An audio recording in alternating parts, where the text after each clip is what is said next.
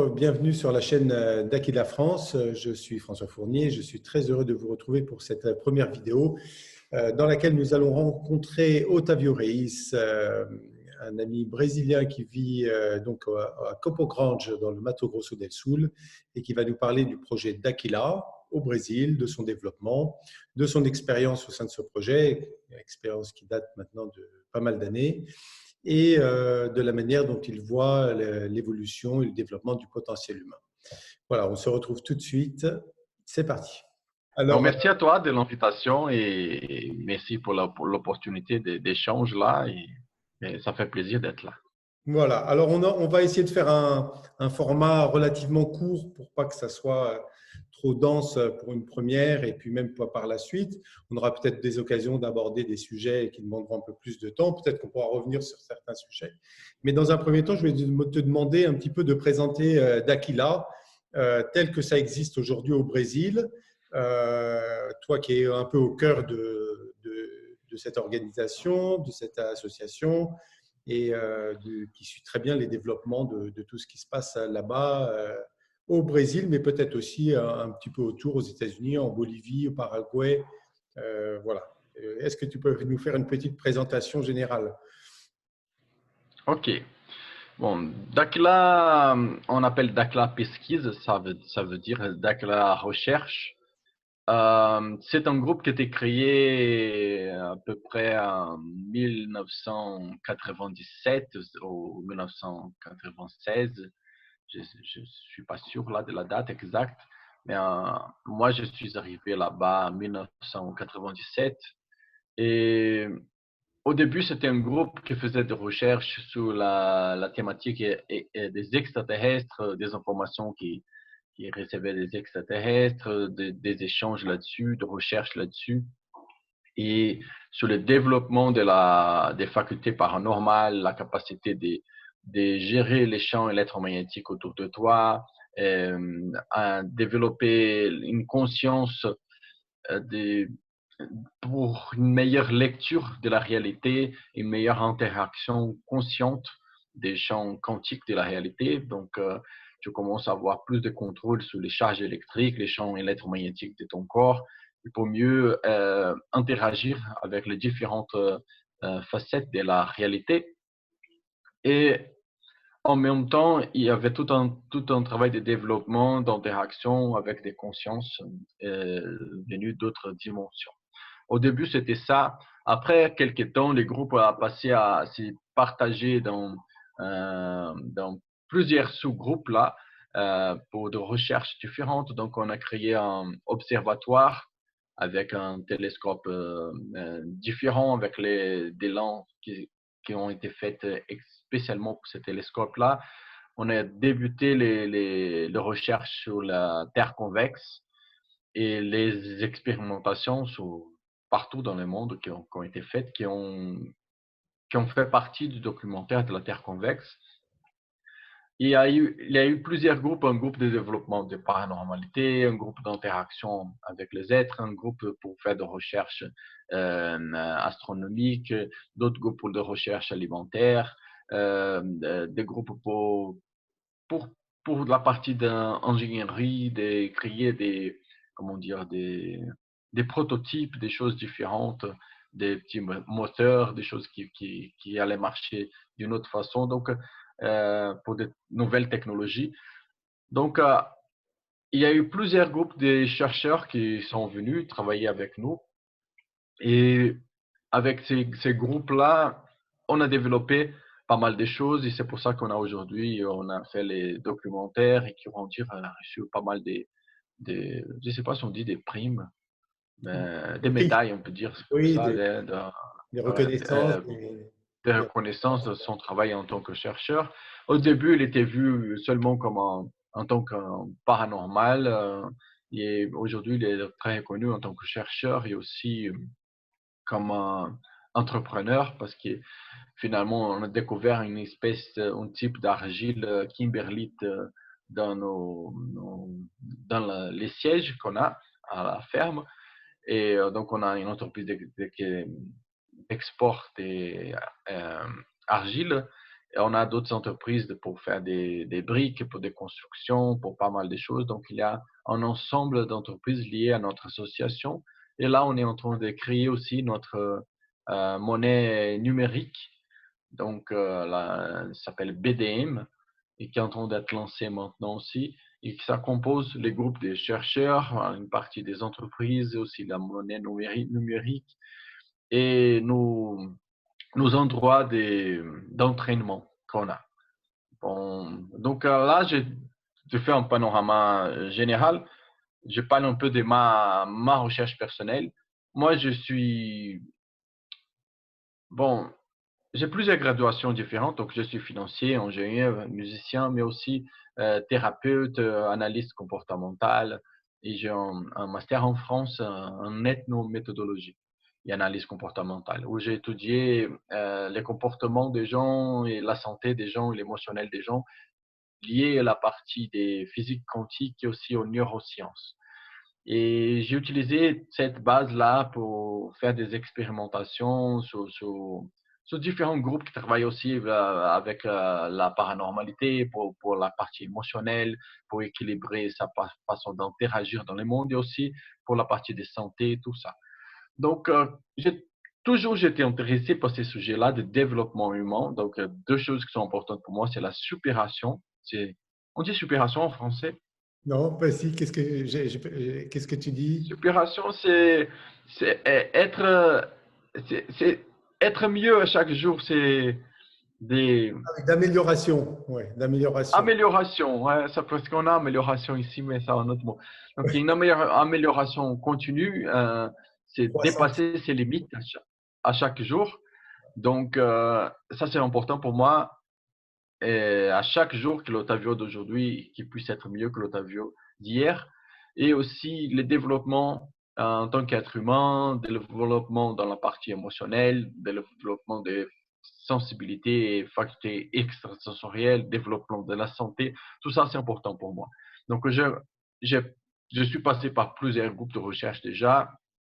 Et quand j'ai rejoint Dakila il y a 23 ans, ça m'a beaucoup intéressé parce que c'était, on peut dire, une approche différente de conventionnel et ça m'apportait pas mal des nouvelles perspectives dans la vie, dans la façon de voir les choses. Et moi, j'étais mon propre laboratoire. Donc, j'apprenais la connaissance théorique, j'appliquais dans la pratique chez moi.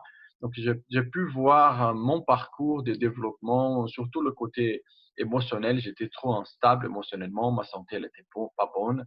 Donc, ça m'a permis de beaucoup changer dans tous ces contextes. Et c'est pour ça que j'ai resté à approfondir mes recherches là-dedans. Et c'est ça que j'ai fait aujourd'hui. En fait, j'ai créé une méthode que j'appelle les surhumain 360 ou superhumano 360 en portugais.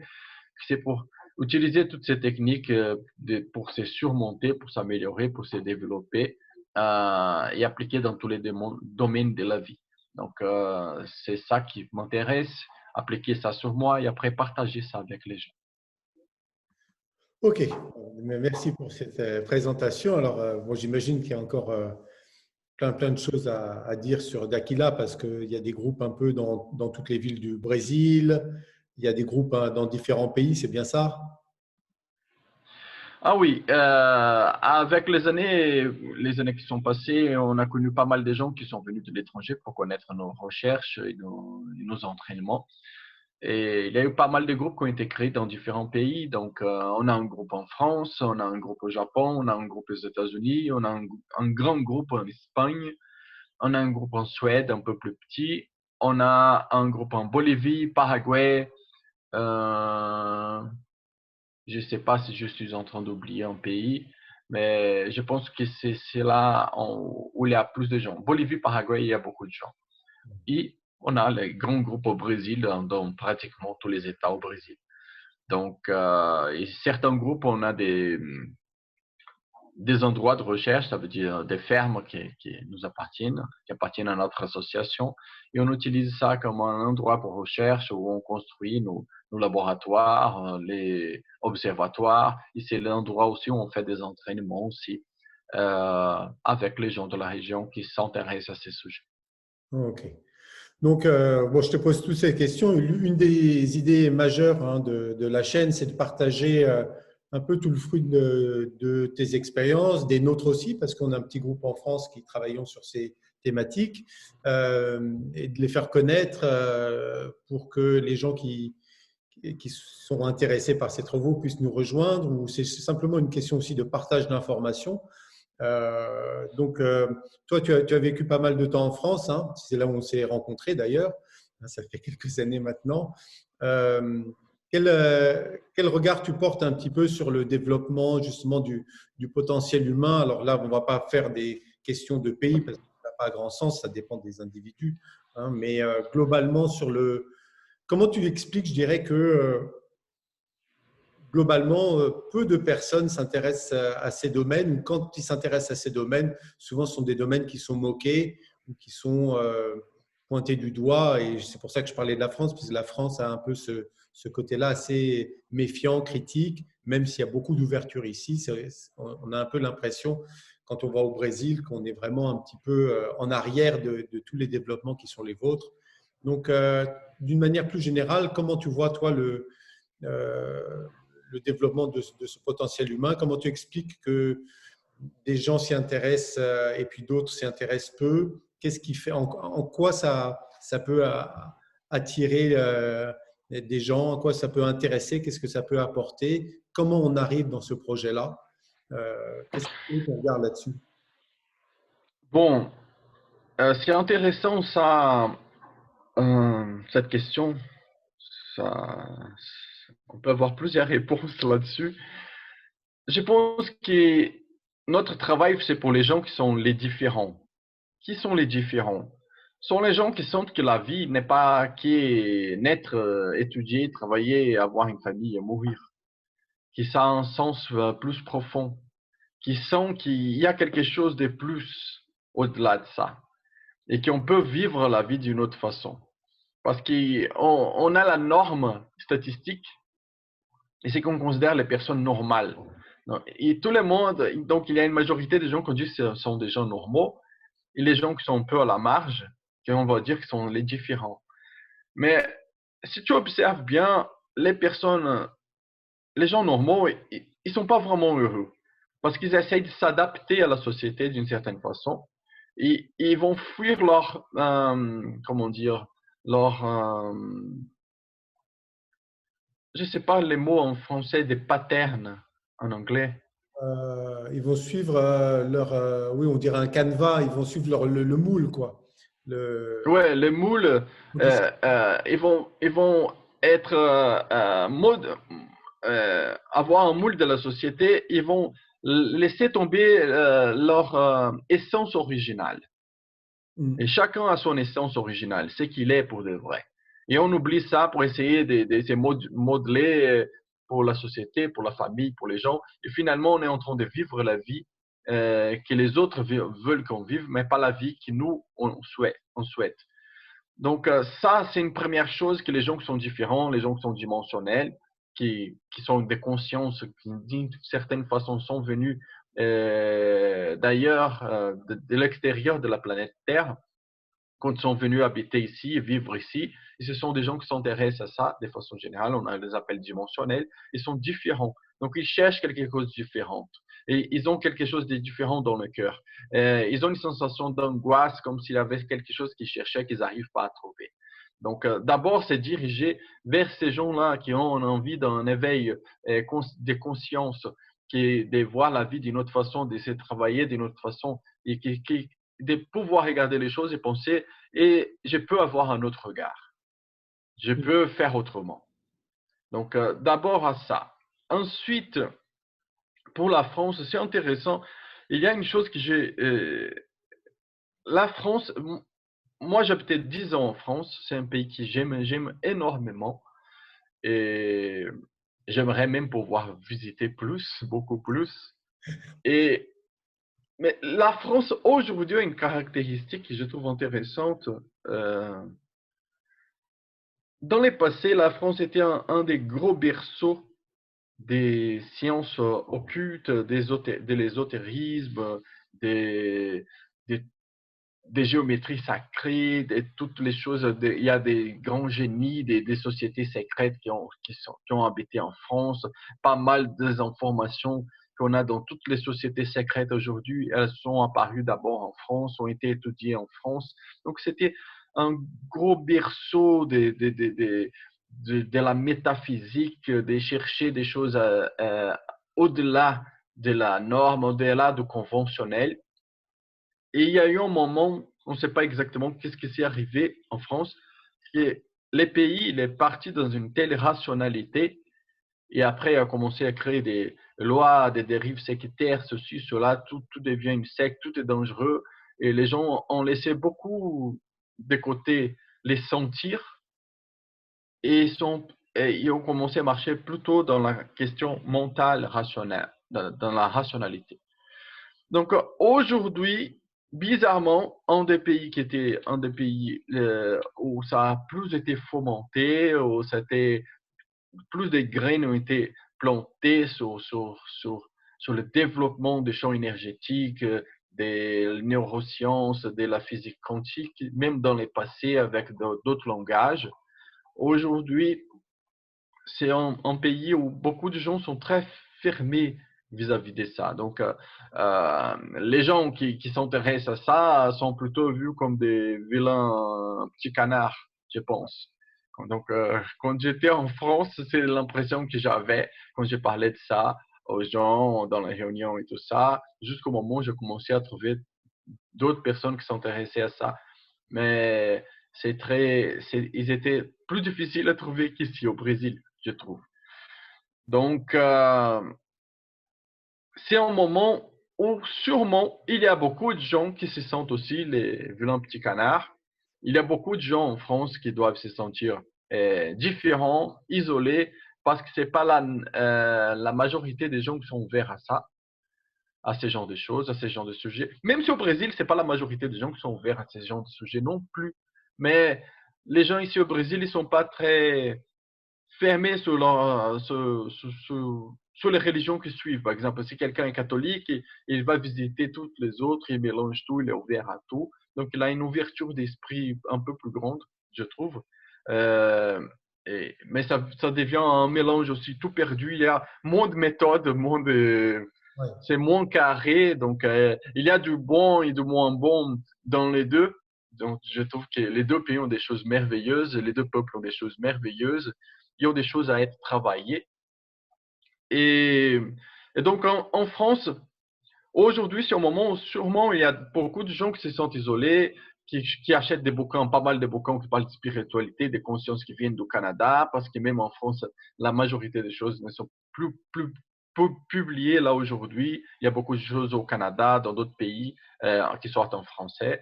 Je trouve que c'est les moments où ces gens-là puissent se retrouver, se développer, trouver des informations qui puissent être intéressantes et faire son chemin de vie.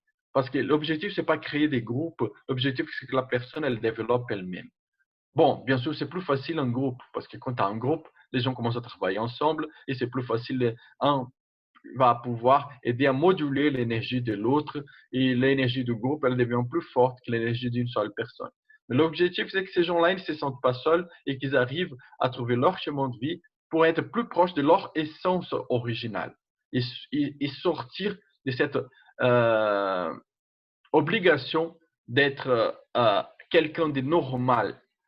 L'objectif, c'est être soi-même et pas être quelqu'un que l'autre veut que tu sois. Et si tu es quelqu'un qui s'intéresse à d'autres réalités et qui a tout un parcours de développement là-dessus, que tu puisses chercher ça, ou faire des recherches là-dessus et voir que la vision que l'on passe sur la réalité, sur la planète, sur la Terre, sur la santé, sur les facultés paranormales, c'est pas la réalité. Ça ne correspond pas à la réalité. Donc, que tu puisses avoir une ouverture d'esprit pour voir au-delà des choses. Parce qu'aujourd'hui, on est dans l'ère des mensonges, des fake news, de tout ça. on regarde la télé, il y a plein d'informations dans tous les sens, ça part dans tous les sens. On regarde cette pandémie, on ne sait plus séparer les vrais du faux.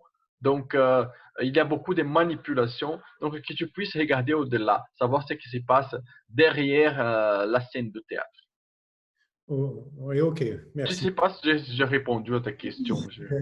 Non, c'est bon. Justement, est-ce que tu fais un lien entre, une autre question qui me vient là, entre la faculté de s'autodéterminer, de se développer sa propre énergie et que ce développement amène une forme de discernement qui nous permet de voir les choses de manière un peu plus claire. C'est-à-dire que quand il y a une situation de pandémie comme celle qu'on vient de traverser ou d'autres, hein, ça peut être d'arriver à mieux sentir ce qui est en jeu ou à mieux s'orienter dans les informations parce que comme tu disais, ça part un peu dans tous les sens et une des impressions que j'ai, c'est que la capacité à bien se connaître, c'est pas ça qui va donner les bonnes réponses. C'est pas parce qu'on se connaît bien qu'on sait tout, mais en tout cas, ça donne peut-être développe une faculté à mieux sentir ou à discerner dans ce qui nous est dit en face de ce qui paraît,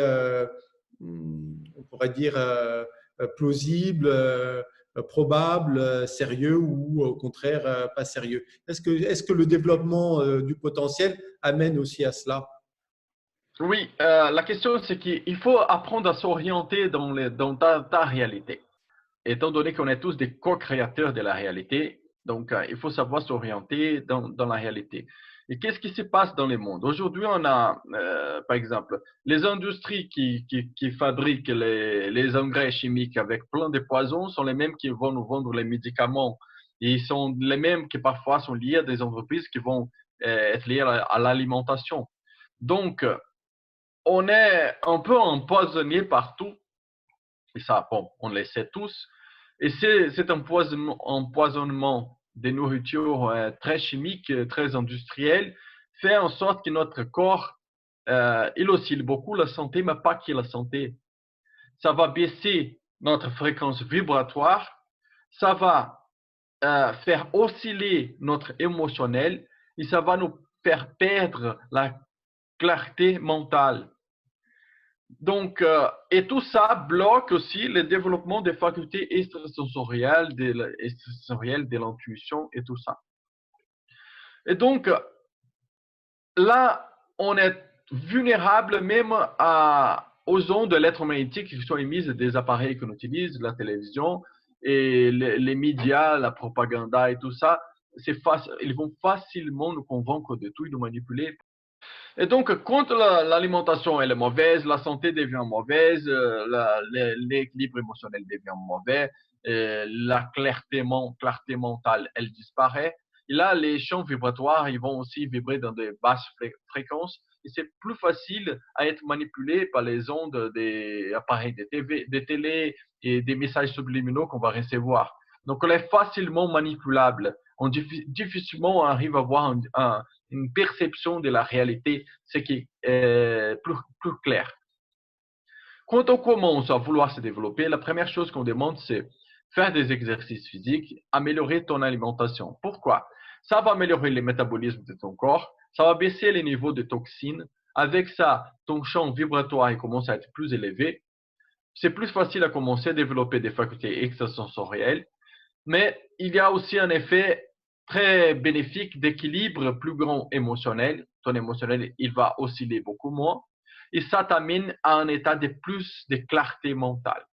Quand tu as plus de clarté mentale et ton émotionnel est plus équilibré, tu as plus de conditions déjà d'analyser les événements autour de toi. Tu as plus d'équilibre émotionnel, tu as plus de possibilités d'analyser les meilleures solutions avec ton rationnel déjà, avec ton observation. Tu auras une observation plus équilibrée, une analyse plus neutre, plus juste. En plus de ça, étant donné que ton corps va vibrer dans des fréquences plus hautes, tu seras moins soumis à des manipulations, des messages subliminaux et des choses on va nous montrer à la télé.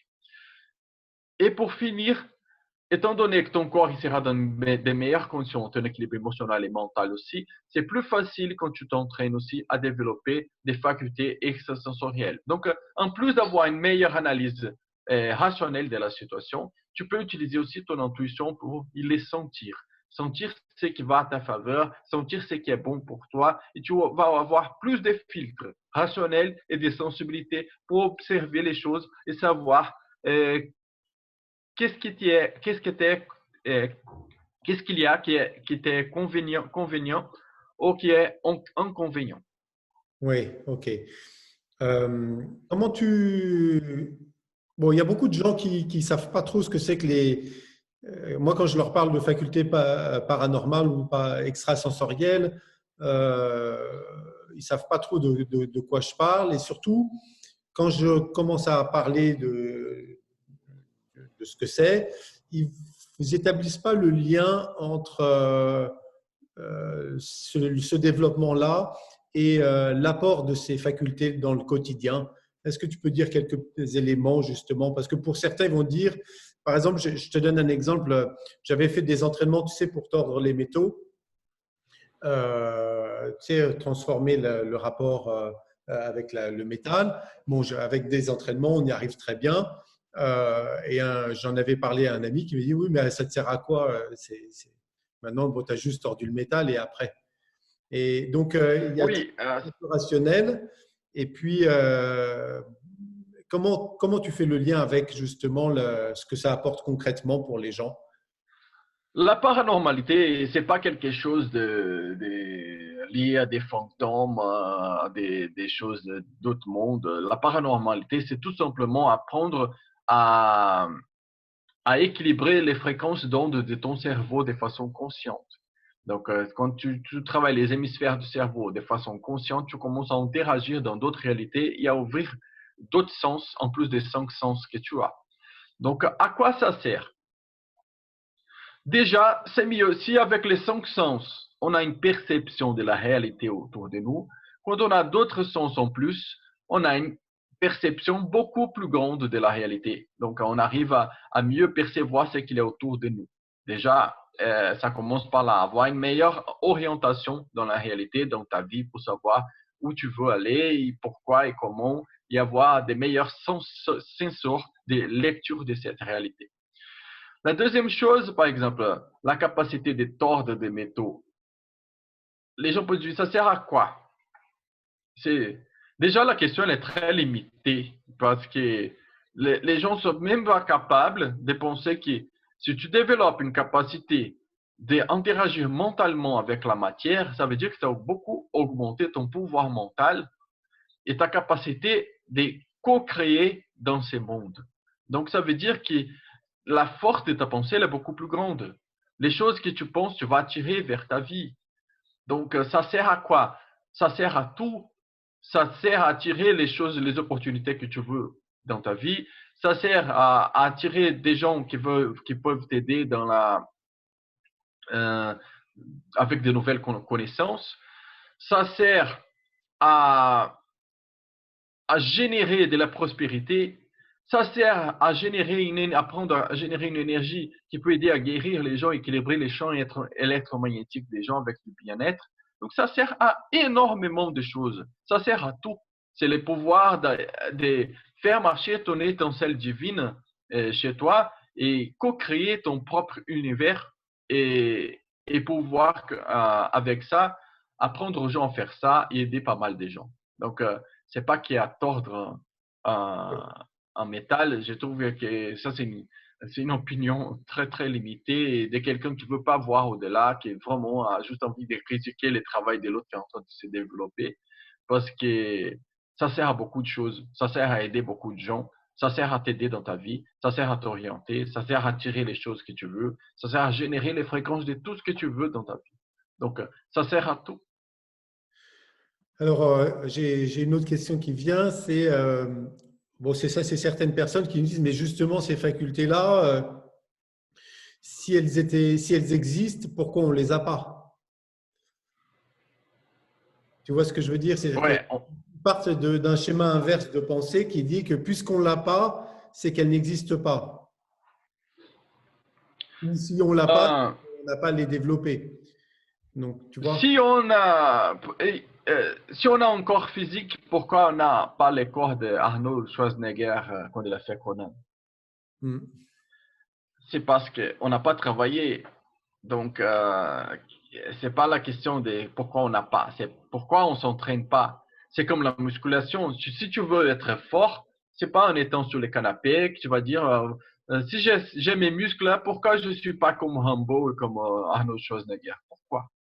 Parce que je les travaille pas. Je travaille pas les muscles, je vais pas au club des sports. Alors, mais au fur et à mesure que tu commences à travailler, tu commences à développer ces muscles, ils commencent à grandir. La paranormalité, c'est la même chose. Donc, c'est pas un cadeau. Pourquoi on l'a pas? Ça, c'est une question totalement tordue parce que tout le monde a ses facultés. Oui. Non, c'est La parce que question est pourquoi ça marche pas avec moi? Ça marche pas avec toi parce que tu t'entraînes pas. ouais. Non. Donc, c'est la même question de dire pourquoi un enfant de 2 ans, il sait pas écrire? Pourquoi un psychologue ne sait pas faire des calculs avec des intégrales et des dérivés parfois? Pourquoi je ne sais pas déduire, écrire des équations de physique quantique? Parce qu'on n'a pas entraîné, parce qu'on ne s'est pas entraîné, parce qu'on n'a pas étudié ça, parce qu'on n'a pas mis en pratique. C'est tout simplement pour ça. Oui, donc Donc, c'est vraiment une question d'entraînement en fait. ouais, c'est une question d'entraînement, donc qui c'est accessible à tout le monde. Mais c'est pas un chemin facile, comme pour mincir. On voit la quantité de gens qui passent la vie à essayer de mincir et n'arrivent pas. C'est pas facile pour eux, parce qu'il faut beaucoup de discipline. Oui, Il ben, faut s'entraîner, il faut nourrir bien. Donc pour la paranormalité, c'est la même chose.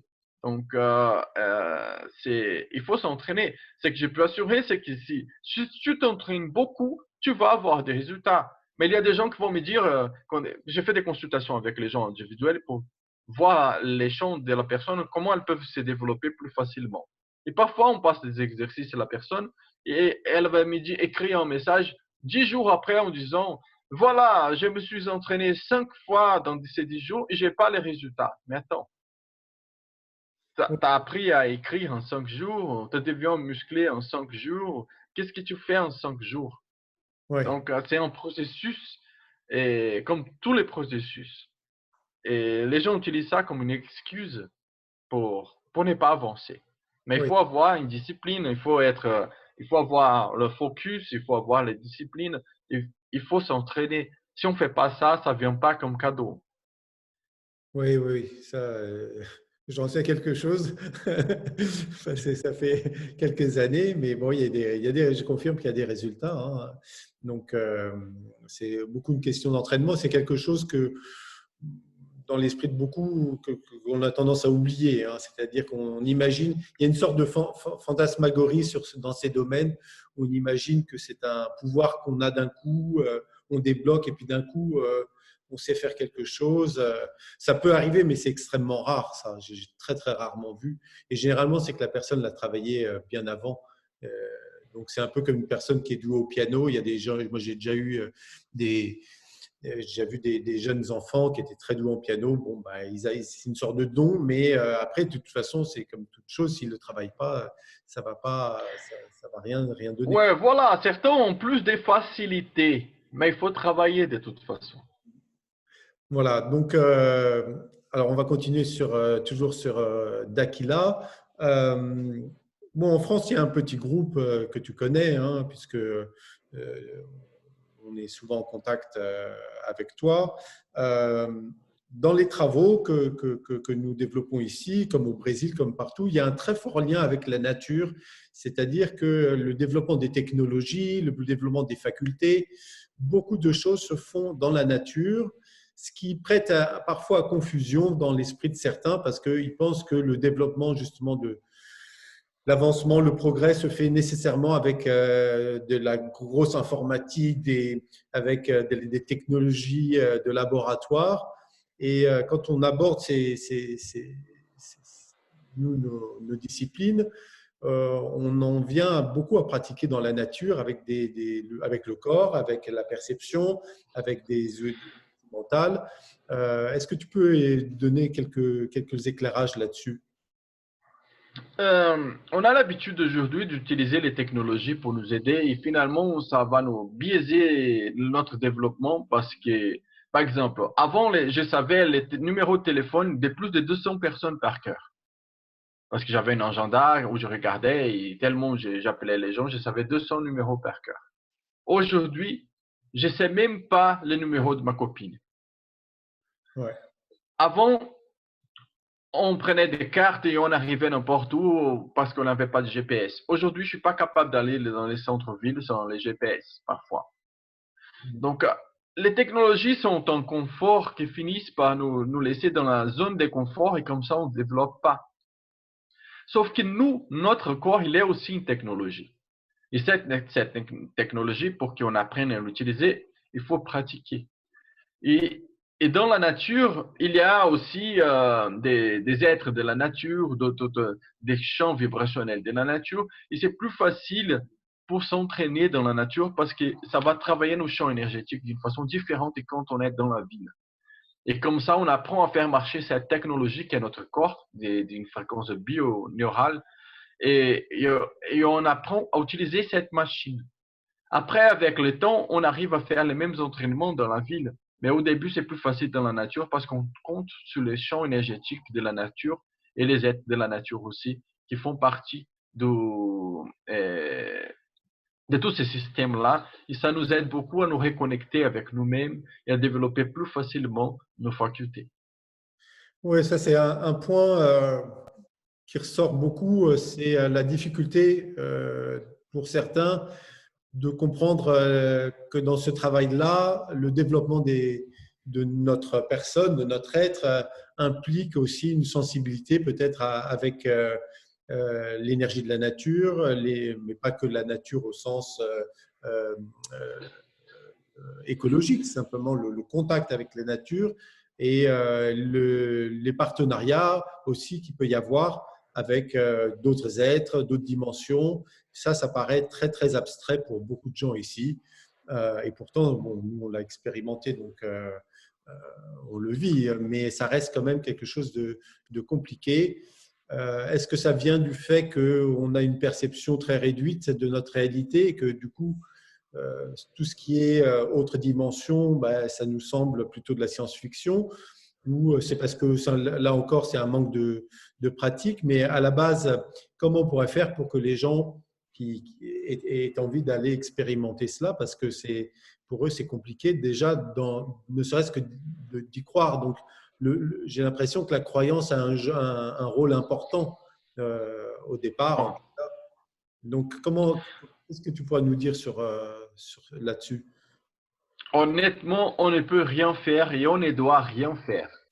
Parce que chacun doit suivre son chemin, les choses qu'il considère comme quand il sent que quelqu'un l'appelle, quelque chose l'appelle à faire quelque chose. Donc, si tu sens dans ton cœur que tu dois te développer, que tu dois chercher ça, tu vas chercher quelqu'un, tu vas finir par trouver quelqu'un, tu vas attirer ces opportunités vers ta vie et tu vas suivre ces chemins. On n'est pas là pour convaincre les gens de quoi que ce soit. Si les gens, mais je crois pas à ça, peu importe.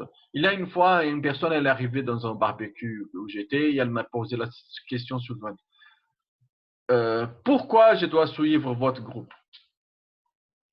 Et j'ai dit, mais qui te demande de suivre quoi que ce soit? Qui essaie de te convaincre de quoi que ce soit? Pourquoi tu me poses cette question? Parce que personne ne demande quoi que ce soit. Chacun doit suivre les chemins dans son cœur. Donc, je ne suis pas là pour convaincre euh, une personne de quoi que ce soit. Je peux parler de mon chemin, de mon parcours. Il y a d'autres personnes qui s'intéressent à ces parcours-là. Et si ces personnes-là viennent me chercher pour demander des informations, je vais passer. S'ils viennent pour travailler avec moi, je vais travailler avec. Mais il y a une chose qu'il faut respecter, c'est l'ordre de l'aide. Ça veut dire, on peut aider quelqu'un si cette personne demande de l'aide. On peut faire quelque chose pour l'autre si cette personne demande que tu fasses quelque chose. Il faut respecter beaucoup les carrières de l'autre. Donc, si la personne, elle ne croit pas du tout à ce genre de choses, si ça ne l'intéresse pas, on n'est pas là pour convaincre les gens que ça existe. Et on n'est pas là pour dire que ça, c'est important. La personne, elle doit percevoir par elle-même ce qui est important pour elle. Et nous, on respecte son chemin. Donc, mais si la personne, elle trouve que ça, c'est important pour elle aussi, et qu'elle nous cherche, on va partager ces informations pour qu'elle puisse absorber et entraîner la connaissance qu'elle cherche, mais pas pour la convaincre de quoi que ce soit. Parce que la seule personne que je vais travailler directement, c'est moi-même. C'est mon développement, c'est mon parcours.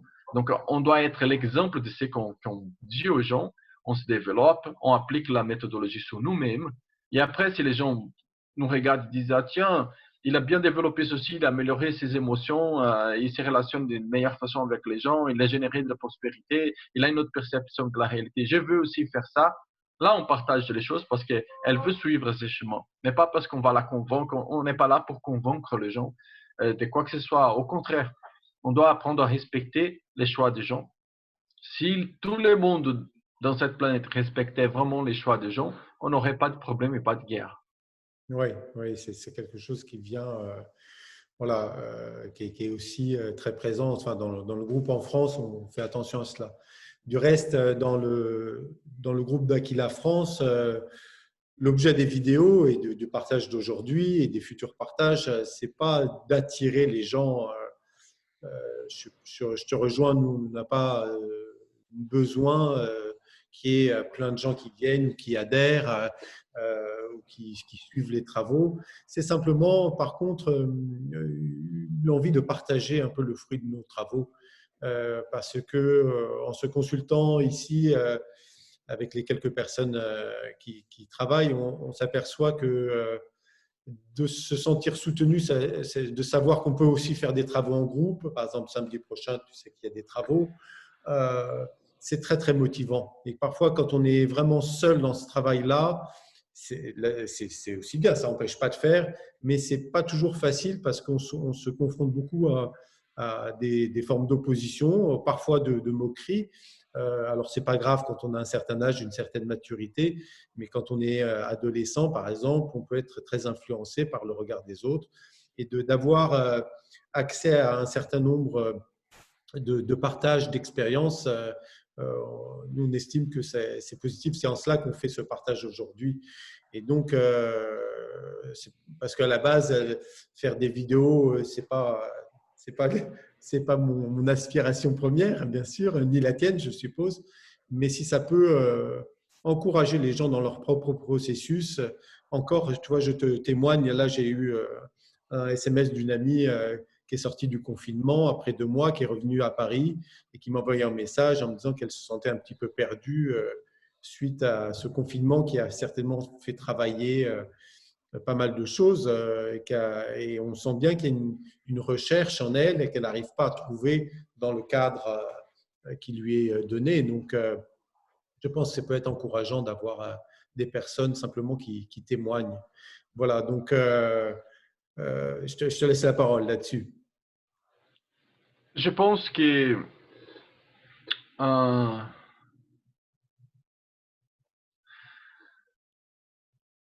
chacun, comme on a dit, a son chemin de vie, a sa mission de vie, a son envie de se développer ou pas. La question, c'est la réalité. On ne travaille pas sur des croyances, que ce soit bien clair. C'est pas qu'on croit aux extraterrestres, c'est pas qu'on croit à la paranormalité, c'est pas une question de croyance pour nous. Nous, on a un groupe de chercheurs. Donc, les extraterrestres existent pour nous parce qu'on arrive à avoir des contacts avec eux, parce qu'on arrive à enregistrer ça, à faire des vidéos, et ils sont physiques. C'est pas des canalisations, c'est pas des trucs mentaux, c'est des choses physiques. Donc, la paranormalité existe parce qu'on s'entraîne, on développe et on fait plein de tests pour montrer comment ça marche, comment ça se développe. Et on peut apprendre ça aux gens aussi. Donc, développement des autres sens, ça existe parce que les gens vont développer ça. C'est pas une question de croyances, c'est pas des choses imaginaires, c'est pas des choses de canalisation. Toutes les choses, notre façon de travailler, elle est bien physique. Donc, la première chose à savoir, c'est que c'est pas un domaine des croyances, c'est un domaine de recherche. Alors, comme François il a dit, euh, on n'est pas là pour convaincre les gens, mais les gens qui sont intéressés, pour ne pas se sentir seuls, on est à disposition pour partager les connaissances. Parce que ça fait partie aussi de notre chemin de vie, partager les choses qu'on apprend. Ça nous fait du bien, on aime bien ce qu'on fait, parce qu'on aime bien voir les gens en train d'améliorer leurs conditions de santé, leurs conditions émotionnelles, leurs conditions mentales et leur perception de la réalité. ça fait plaisir de voir quand un groupe de gens commence à se développer et que ça commence à changer leur vie, et la vie de leurs proches. Mais, mais ça doit toujours partir de la personne. Mais c'est vrai qu'en faisant ces vidéos-là, ça peut attendre des gens qui sont un peu perdus, qui ne savent pas par où commencer, comment faire.